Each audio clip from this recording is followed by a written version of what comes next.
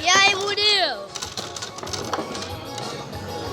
Será que ele vai perder pra própria mãe? Não sei.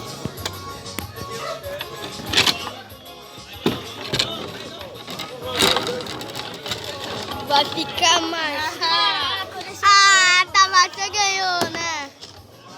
Coitado do Murilo. Será que o Murilo vai ganhar? Não sei. Tá 1-0 e ele tá continuando a treinar pra poder ele ganhar da própria mãe. Mas agora a gente não sabe.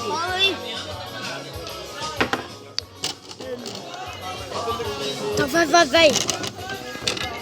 Galera, se vocês quiserem mais próxima, quem é que vai ganhar?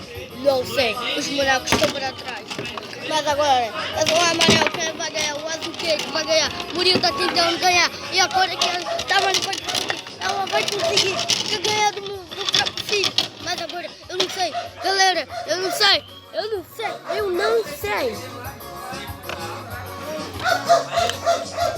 Galera, deixa o like, se inscreve no canal, ativa o sininho pra não perder nenhum vídeo. Meu Deus, tá ficando tenso. Verifica atento e vai dar um intervalo. Então, gente, já liguei a câmera. Quem é que vai ganhar? Mas agora eu não sei. Ai, meu Deus. Vai. Quem é que vai ganhar? Se você gosta do azul, amarelo, vocês vêm e deixam um comentário. Agora eu vou soltar a câmera. Mas eu não sei. Mas agora é que vai ser. Ele vai perder. Mas eu não sei. Mas agora é que ele vai perder. Mas agora eu não sei. Ai, meu Deus. Mas agora ele vai perder.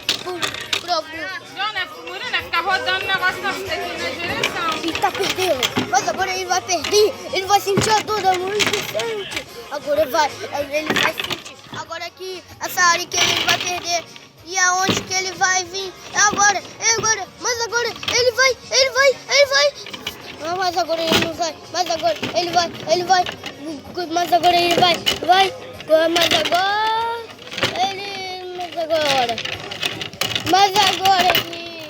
Mas eu não sei de nada, mas agora que ele vai, mas agora é que ele pega, e ele gol, e ele ganha, o Daniel vai dar o intervalo, o negócio vai ficar feio, galera,